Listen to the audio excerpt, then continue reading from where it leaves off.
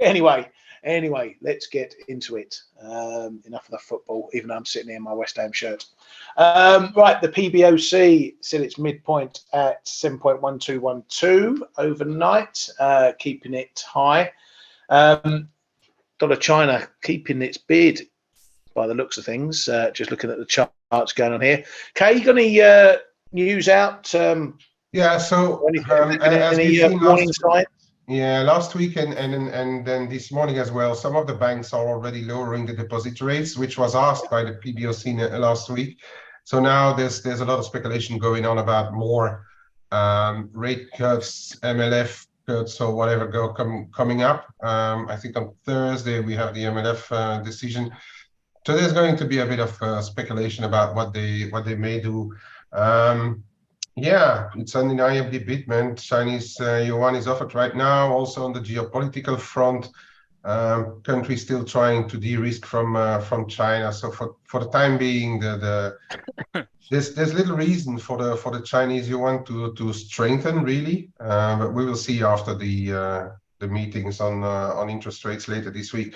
It would be a surprise if they really keep everything still.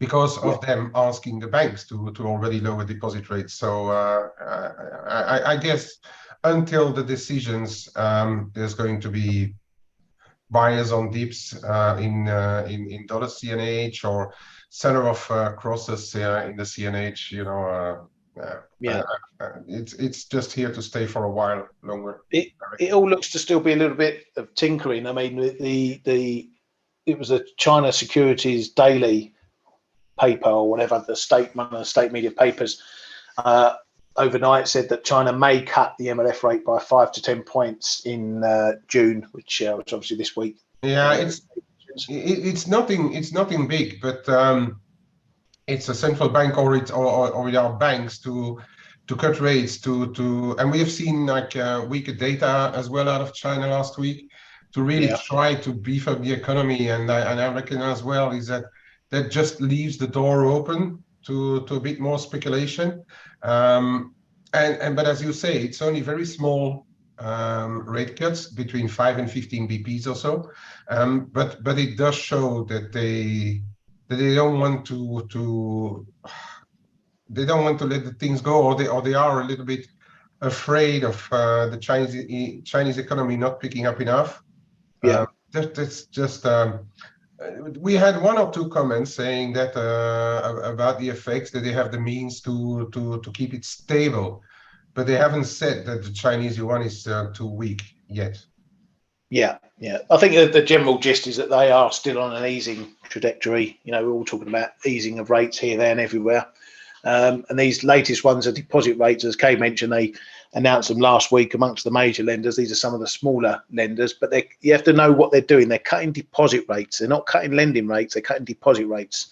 So it's people who are holding cash, the interest that get paid, they're cutting those rates. So it's just tinkering around the edges, but it can all add up. And it just overall means that they are maintaining an easy bias, which is not going to help their currency at all, as Kay mentioned. Now, there's also some political stuff going on in Japan, where the opposition party potentially might be thinking about putting a no confidence motion against Kishida. Ruling party secretary Motegi said there's no reason that I can't think for the Kishida cabinet deserves a no confidence vote. So it's just over some of the policies that they've been bringing out recently. It has been said that if Kishida could pull a mini election or snap election based on this no confidence vote, because he has the numbers from the Japanese population, his populous numbers, or whatever they call it, over there are in his favour. So it would work perhaps to his benefit to call a snap election. So we'll have to wait and see what's going on. It may be a slim chance that a no confidence vote actually happens, but it could possibly set up a snap election. At least, how's it work, Kay? They do one of the you can pull one of the houses, can't he?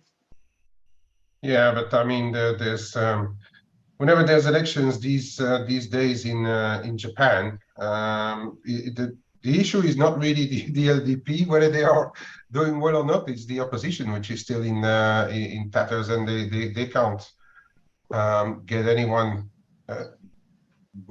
behind who the rest of the opposition can get behind. That's the big problem. They can ask for anything, but the LDP for now is just the strongest party, and I don't see an opposition candidate that is really going to challenge the LDP today.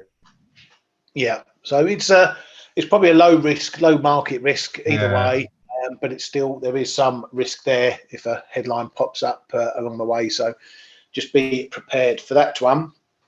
Just looking at some of the data that we had out of Japan. We had some PPI data. There we go, Friday. Oh, too far. There we go. PPI data out of Japan. Obviously, we have the Bank of Japan meeting on Friday, so that's something to end the week with. PPI still rising, just not as fast as it was previously, dropping on the month a bit faster, but year on year coming down a bit slower. So much like we're seeing elsewhere, inflationary pressures are coming down a bit, or not as much, but we're not seeing any big negative numbers year on year from Japan just yet. Over to the Bank of England, and BOE's Haskell says further increases in interest rates cannot be ruled out. Bank of England is next week expected to hike, and a lot of the market looking for maybe one or two more after that. So he's keeping his toe in the water, saying that further rate rises cannot be ruled out. We'll obviously see what comes from the BOE next week. It's a bit light on headlines this morning, so I'm going to go back to the Canadian data that we got on Friday. Not the greatest report by the looks of things. Another jump in the unemployment rate, a bit like we saw from the US and the NFP data. But employment change was down 17.3, was expected to rise by 23.2 thousand, coming in a bit of a soft one there. The participation rate dropped. Now that usually can have a pull down effect on unemployment rate, i.e. a lower unemployment rate. So the fact that it went up as the participation rate dropped makes it a bit of a double whammy there. So again, following what happened in the US, and obviously coming after that, well, call it half a surprise hike. There were a few of us expecting that there was a greater chance of a hike from the Bank of Canada than not. Does that data take a bit of steam out of future thoughts for the BEOC? On Friday at least we had a little blip. Now actually the Canada crosses are reacting more than dollar Canada. Dollar Canada is still on that big 133 figure a quarter zone. EuroCAD is a bit higher right now, but all the euro crosses seem to come back a little bit. I think that's already ahead of the ECB probably. Yeah, it was a bit of a, I wouldn't say a big bummer, but finally something negative out of Canada. The Canadian, I think it's Baudry who spoke after the Bank of Canada. They said that the consumer is still very strong. The housing market is still running a bit hot. So that's and the inflation was stubborn. So that's why they hiked. But then the market's been relatively, how shall I say, relatively subdued on the Canadian dollar, even after the rate hike. You know, we had this the test of the 133 and a quarter, but it seems to hold on the Canadian dollar. So there's a lot. What we have to note is there's a lot less impact on the Canadian dollar than there is on the Aussie dollar, for instance, after the RBA. Yeah. But one and all, we'll have to do today likely with oils, right? Crude is dumping back under $70. The commodities are, when you look at it here and there, in the red as well. So that's holding the Canadian dollar from strengthening more. I think the effect is already gone. Yeah, one negates the other a little bit, and now ball back in the middle and kick off again. Yeah, it feels like this is doing a bit of battle between the monetary policy side and the oil side, because with oil coming down, what's it off nearly $2, you would have thought dollar CAD might have been a bit higher, but it's not. It's not really bouncing. But I think we've been talking about these low 133s for a long while, and we could perhaps call this a test down here. The fact it's not breaking through could mean we might see a bit of a bounce, but yeah, it's not bouncing too much this morning on the back of that oil dropping. I don't think oil has mattered that much to CAD or NOK or No. those classic ones for a while now. But you're right. This should be some kind of correlation, but it's not responding. Yes, but it's been very flaky of late. The oil moves to CAD. It's one of those ones where you'd have to take it day by day. I think one day it might be moving on it, the next day it ignores it. But yeah, it's not. I might be tempted to have a little punt down. Any of you guys having a little rumble down here into these low 133s, or you're leaving it be?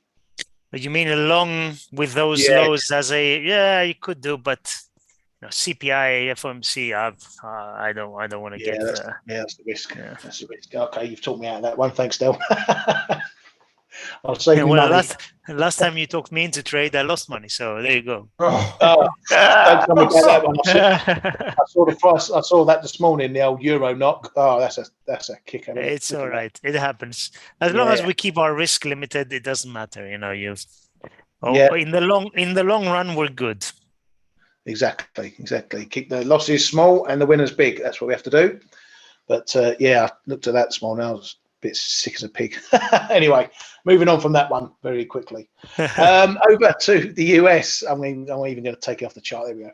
Moving over to the US, and it was reported that Secretary of State Blinken was to head to Beijing June the 18th for some meetings, some of these on-off meetings. This is the meeting that he was going to have earlier this year, but it got put off because of the old balloons.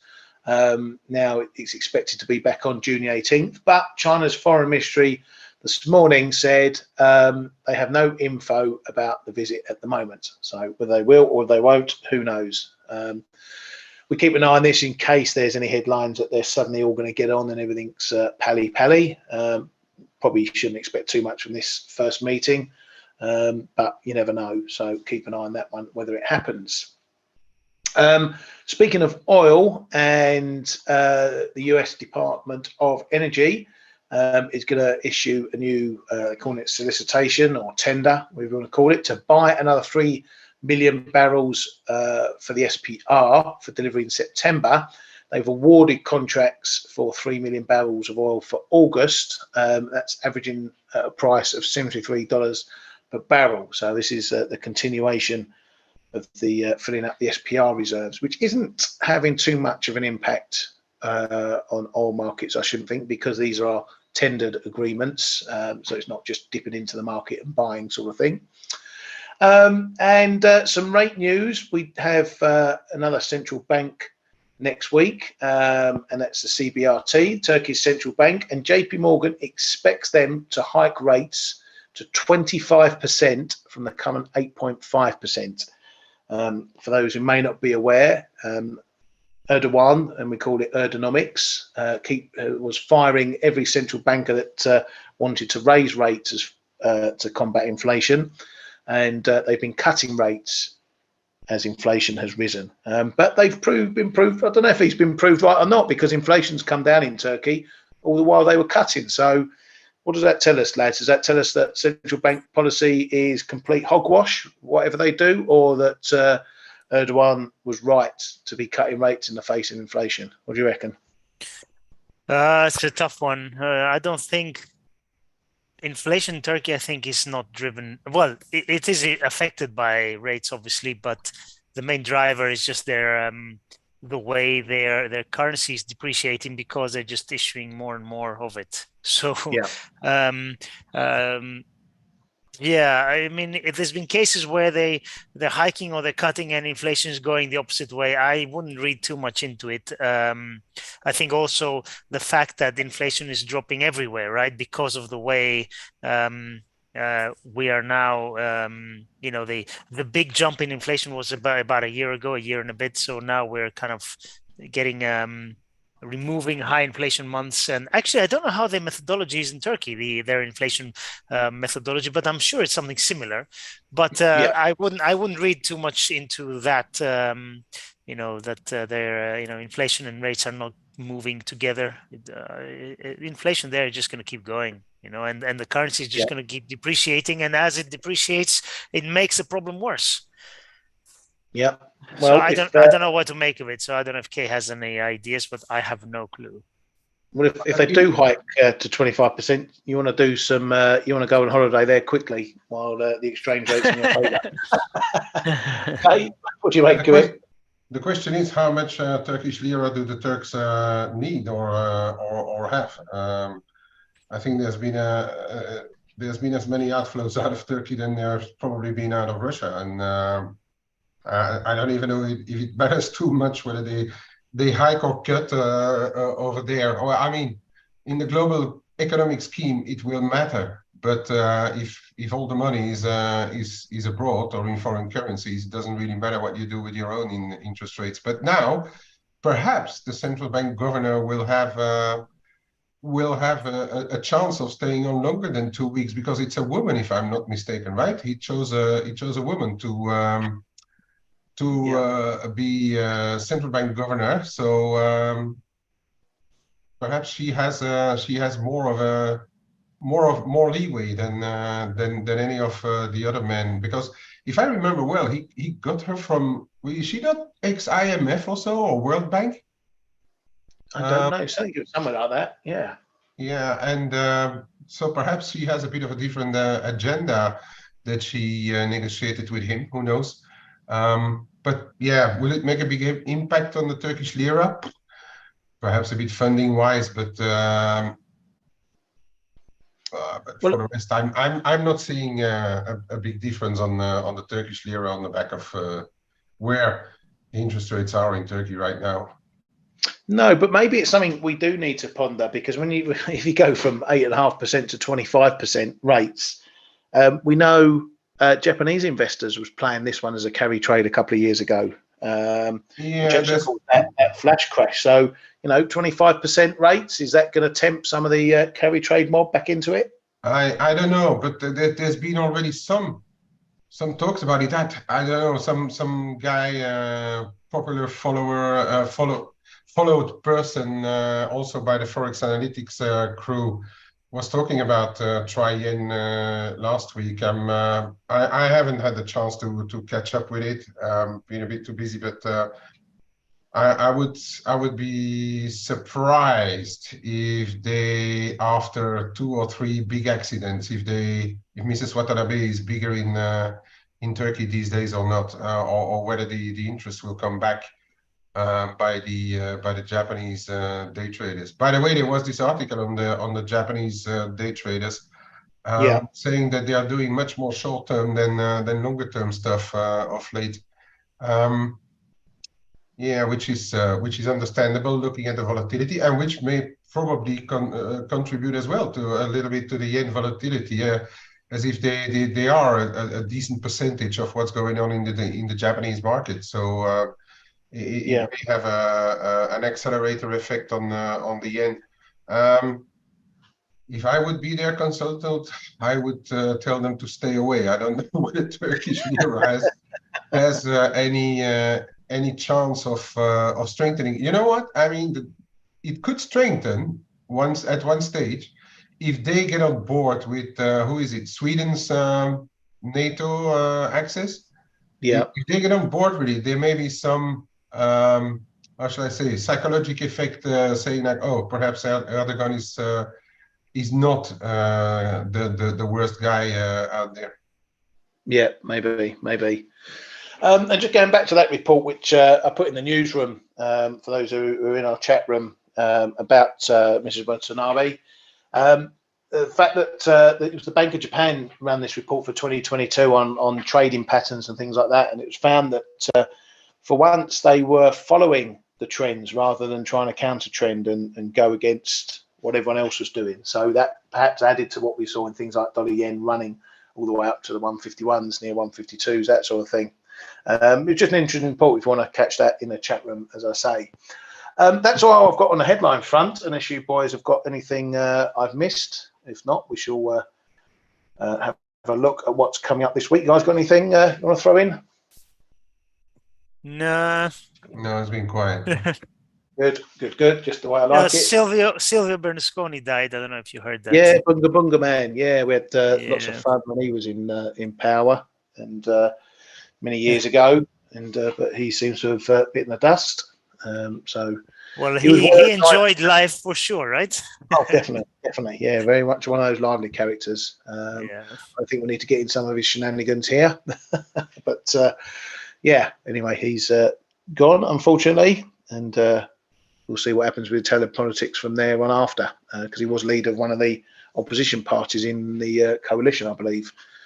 So we'll need to see what happens with that one. Right, so on the docket this week, obviously central banks are the main thing. We've got the Fed, the ECB, and the Bank of Japan dropping in as well. So ahead of that, we've got UK labour market report tomorrow. So that's one to watch. And obviously, the US CPI is going to be the big one. I still think this might actually be bigger than the FOMC itself. If it's a big mover, then we're going to see those rate expectations doing a last-minute jig into the FOMC. If the numbers are soft, that's going to potentially cement a pause for Wednesday. If they come in much hotter, that's going to have the market quickly running to the other side of the boat and pricing in a hike. So there's going to be a lot of trading volatility around this number. So be very careful with this one on Tuesday, tomorrow. What are the expectations? Let's have a quick look. I don't know if I've got them here. Where are we? So we're expecting CPI to drop to 4.1% from 4.9%. That's headline CPI, dropping a big chunk there. The core is only expected to drop 2 pips to 5.5%. It's going to be the core, drop to 5.3% from 5.5%. It's going to be the core that's going to be the number to watch for that one. On Wednesday, we get some PPI data from the US as well. So that might add a little bit to whatever happens with the CPI, or it could take away some as well. Right, let's put you on the spot, guys. Early thoughts, quick thoughts on the Fed. Are they hiking or are they pausing? Well, first of all, did you listen to the flow shows last week? No chance, right. Mate. You didn't? Sorry. No, not yet. Because you just said exactly what I said on the flow shows last week. I think the CPI tomorrow is going to be more important actually than the FOMC. The FOMC will have, as what I said, the FOMC will have a reactionary function in the markets. And I'm talking about markets. I'm not saying that they will completely react to exactly that CPI number that comes out tomorrow. But I also said over the past flow shows that I think that globally, the central banks being more data dependent, they will actually react the word says itself, to the data coming out. But do they know exactly what they will do before they go into their own meetings is the question. And that's we've seen it on the RBA, we've seen it on the Bank of Canada, and I think that's something that we need to keep in mind now, is that probably the central banks don't know how they're going to vote for rates until they've seen data themselves, until they go into the meeting. And so it's a harder call for the FOMC, I think, this time, although the market overwhelmingly expects them to be on hold, to skip, to pause, to however you call it. But if CPI comes down, they will probably cement at least a pause, and then we will be guided again by what Powell is going to say, whether he's going to walk a fine line, whether he's going to slide a little more into the dovish side, or indeed tell us it's just a pause, guy. We need to see what's how the hikes filter through into the economy, and then we may go again. But yeah, to me as well, CPI tomorrow is going to be probably the biggest, the most important number of the week. Yeah. Well, will they be looking at other central banks? Will they be looking at the Bank of Canada, who went on pause for a meeting or two and then had to hike in. The RBA who went on pause and had to hike. The RBNZ, you know, all those guys. Will they want to get stuck in that same situation of having to pause and hike, or will they want to just get hikes done and then do a proper pause? Do you think? I think like have the other central banks more behaving. I mean, weather vanes is a big word perhaps, but Bank of Canada hiked after a pause, but they changed their stance again. We could see similar on the FOMC, a bit of a weather vane reaction, but I don't think that they will be guided by whatever RBA or Bank of Canada is doing. That's my personal view. I don't think they will be guided by RBA or Bank of Canada. No. Stel, what are you? Are you a pauser or a hiker? Are you there? Stel must have gone for a quick surf or so. No. Yeah. Probably gone for a coffee. All right, well, I'll catch up with Stel in a moment. Personally, I'm really sitting on the fence for this one. I'm going to let the CPI data be the decider. But for trading it, all you have to know is which way the market is leaning going in. So it doesn't matter where the market's leaning now. It's where the market is leaning half hour before the announcement. That's where you want to be looking at, because then you know where the big price risk. If the market is still has huge expectations for a pause and we're 10 minutes from the meeting, you know, if they hike, that's going to be the surprise move. That's going to bring the biggest market reaction. So that's how you want to look at it going into it. There's no point making a call now because we don't know what the data is going to be. We don't know what the market's going to do with it. So just last minute thoughts you have to do for that one. But moving on to Thursday, and it's an important day as well. We got some Aussie jobs data out of that, some other bits and bobs. But really, we kick off with the June data coming from the Empire Manufacturing and the Philly Fed. So straight after the FOMC, whatever they decide here, we're going to get some fresh data for the new month of June for the manufacturing sector, which could again be a market mover because the market's going to place itself for July right after this meeting. And again, this data could hinge on that July decision, or the decision could hinge on the data. Retail sales as well, again, going to be important for what we do after the FOMC. But of course, we've got the ECB in the midst of that there.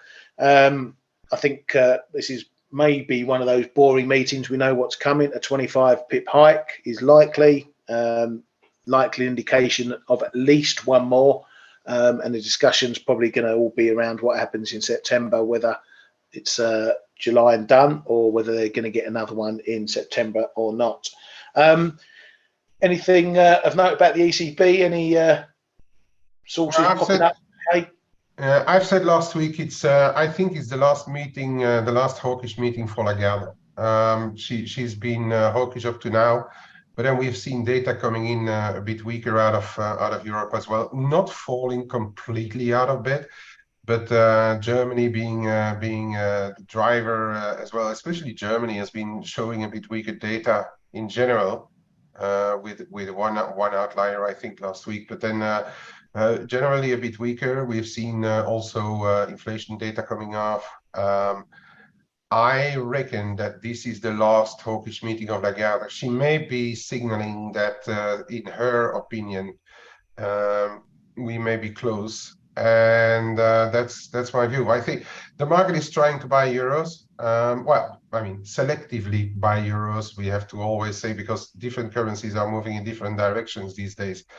But starting the week again, the market is trying to sell a few dollars on an ECB on an FOMC pause, buy a few euros as well on the ECB hike expectations. But I think it may be a bit of a dangerous one coming up on Thursday. That's just my view. I don't have much running. I don't actually have anything running in the euro right now. But I'm ready to potentially sell an ECB-driven euro rally. Cool. That sounds like a plan. Stel, you back with us? Yes. Sorry, my router is acting funny. Yeah, I agree. I think this is going to be the last hawkish, well, potentially hawkish ECB meeting. And with the Fed skipping, or in my opinion, I think they're going to be pausing now, that gives even more reason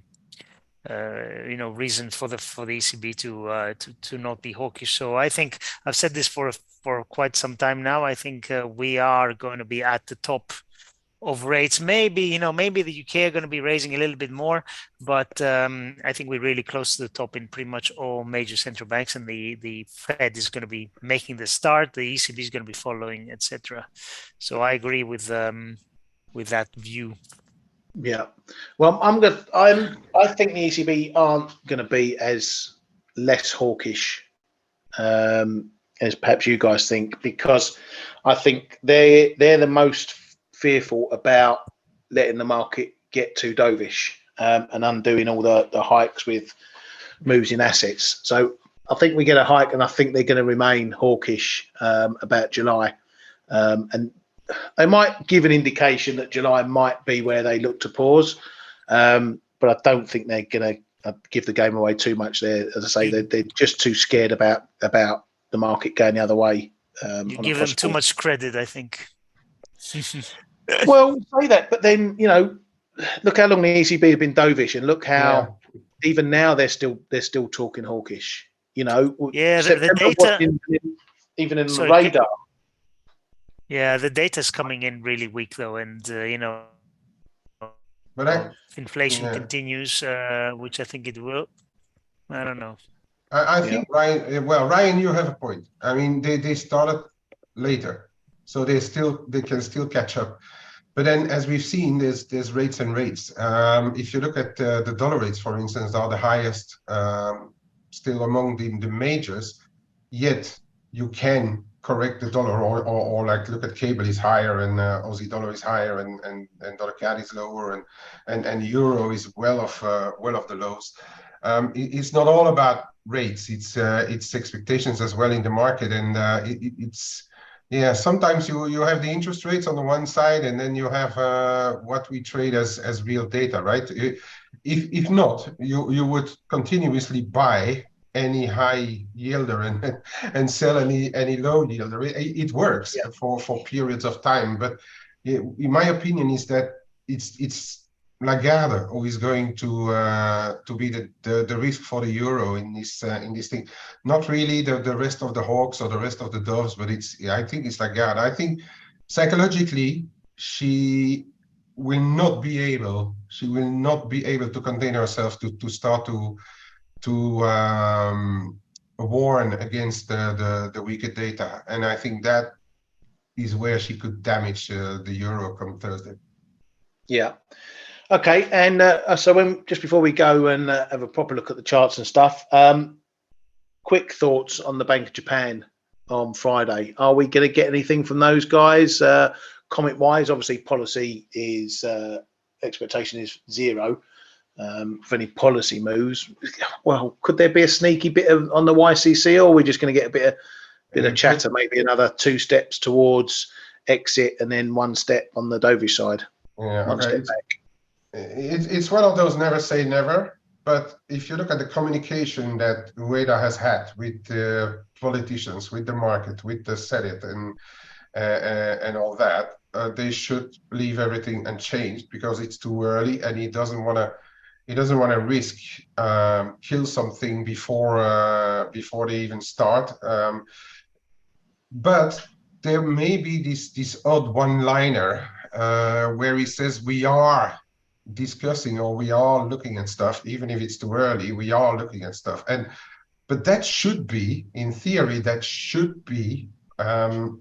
partially the expectations that they are looking at stuff, but then it will for sure have an impact if there's one line like this out there. But to move something, it's probably still a meeting or two too early.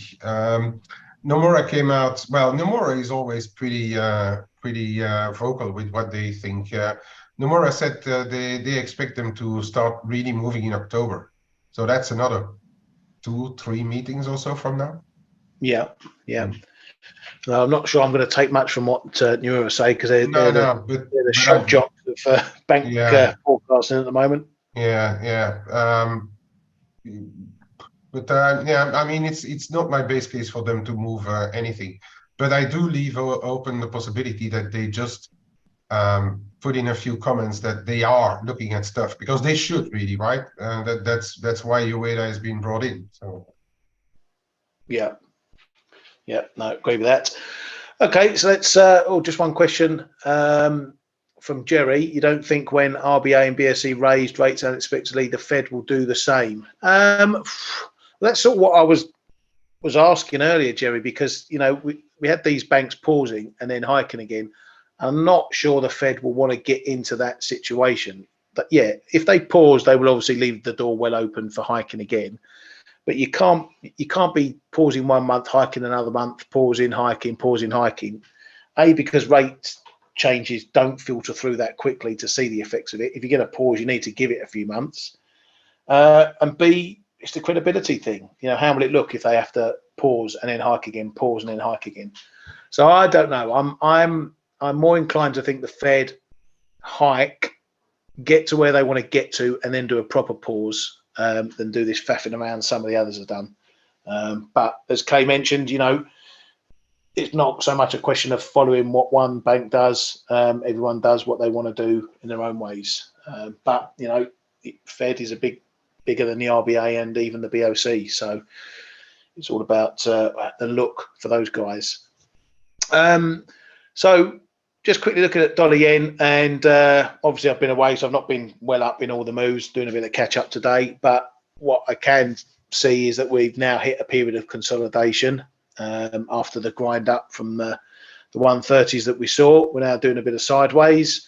The main range for me is 141, 138 still. We haven't had a real test of that 138 after the break above. So, that's still in the mix as far as I'm concerned. The 141 is shown up as a double top, and we're staying well away from there at the moment. So those are going to be the sort of areas I'm going to be looking at for these events. If we can't break them, it suggests we're going to stay in range. If we do break them, then something's changed, and we need to look at what's changed and where we go from there. So this one is going to be a judgment, trading it over the events. If we get really strong CPI, then I expect this to be rallying up to that 141 area, and we'll see what it does up there going into the FOMC, and then we'll see what happens going into the Bank of Japan. But for me, yeah, watching the range on that one. Mike's asking about euro sterling. It's still on the back foot for this one, still looking lower and lower.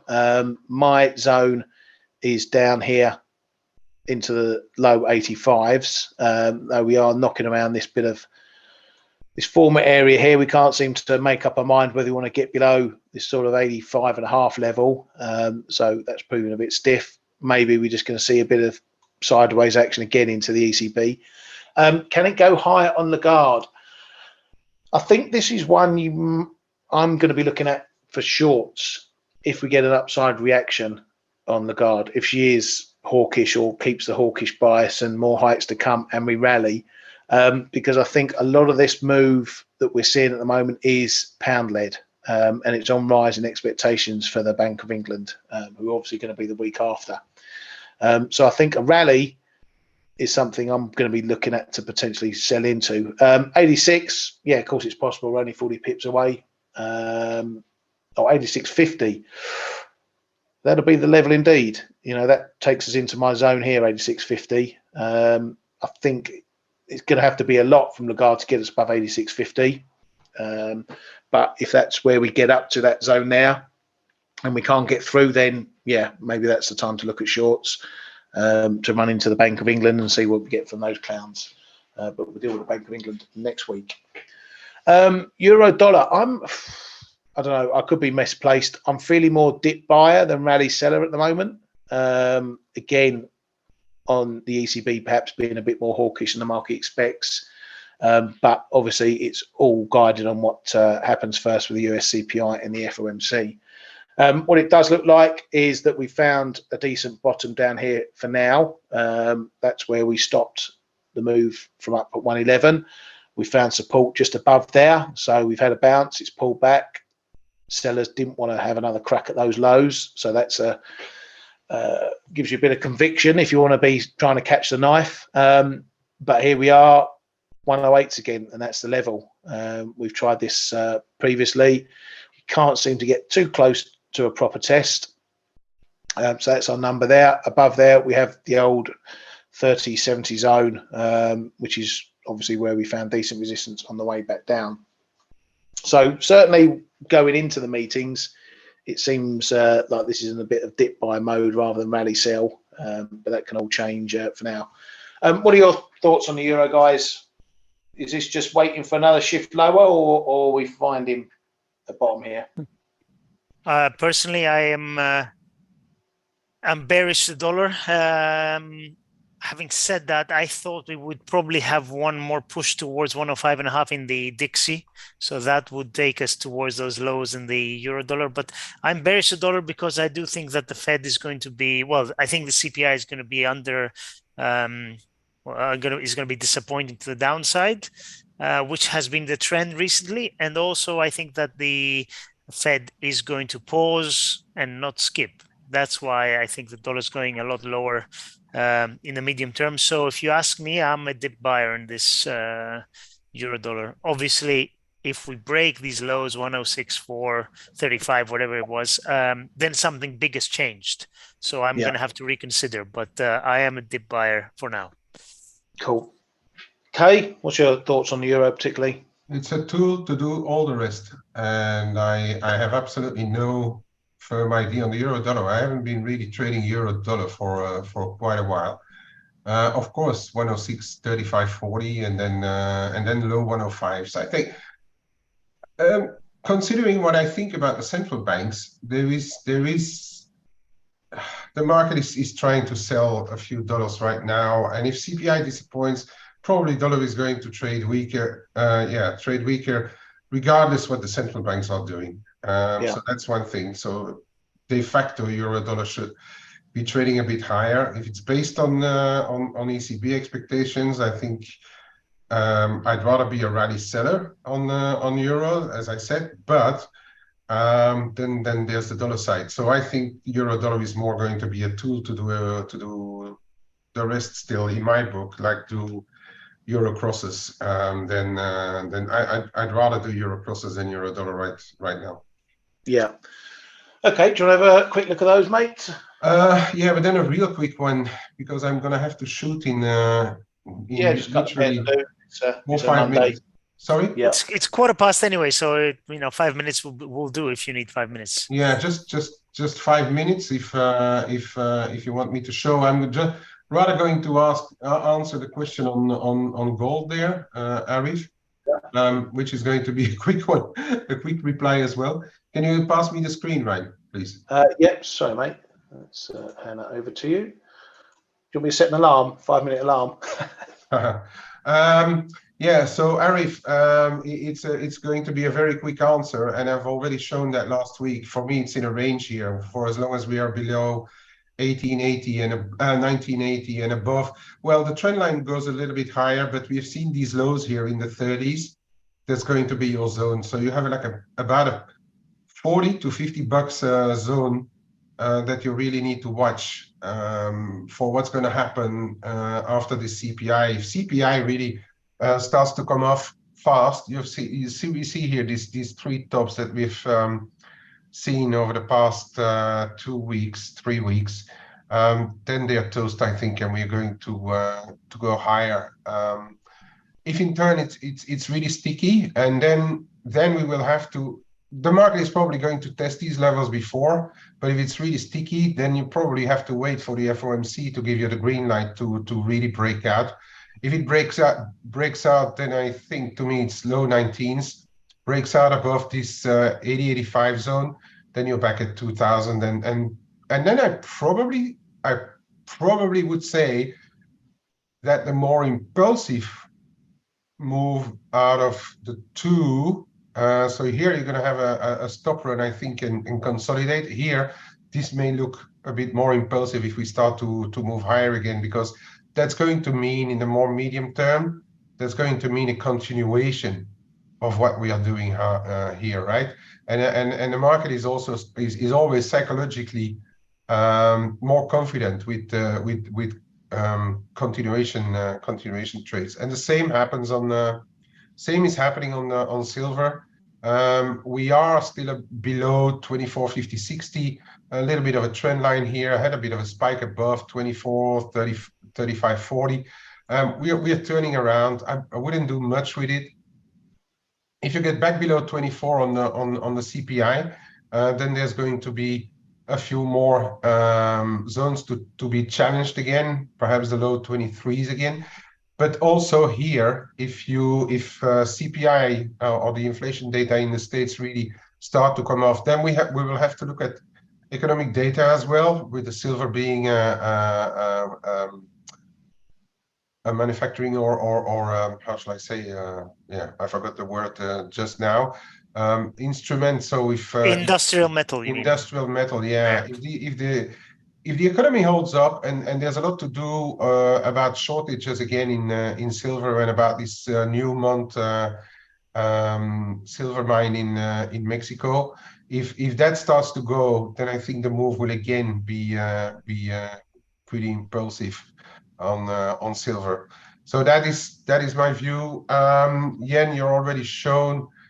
I think the interesting one on the yen here is still this sterling yen. We are trying. Oh no, this is cable. Cable is actually on an interesting little level here as well at 126. Sterling still more. How shall I say, more elastic and better bid than other currencies, some other currencies. So we are in this 175.65 zone that I've been showing on sterling, and I think that could be a bit of importance right now. If we start to hold here, then it's probably going to push higher. If we get back up 175, then I think we may see a bit of a correction here and try to retest the support line once again of this wedge or trend. I still have a few, but much less, because I did let some go, as the people know, in this zone on Friday, because I don't know what's going to happen in this zone. I want to really know what's going to happen in this zone right here. We could have a little bit of a setback and then start to load them up again, closer to 174 perhaps. Also based on the view that Bank of Japan is not going to change much, so will remain the main low yielder in major land. And really, I have to leave it here for now, guys. I need to. Yeah. Thank you very much. Yeah. Thanks, guys. Have a good day, everybody. Yeah. No, I see you soon, mate. Well, we'll call that a day there. We've set ourselves up for the week, I think, suitably. We know what's coming, and we can just move between the events as they drop tomorrow. So we'll call that a day. Thank you very much, Kate and Stel. Thank you, everyone, for coming to the Flow Show, and we do it all again tomorrow. Cheers, guys. Thank you, Ryan. Thanks, everybody.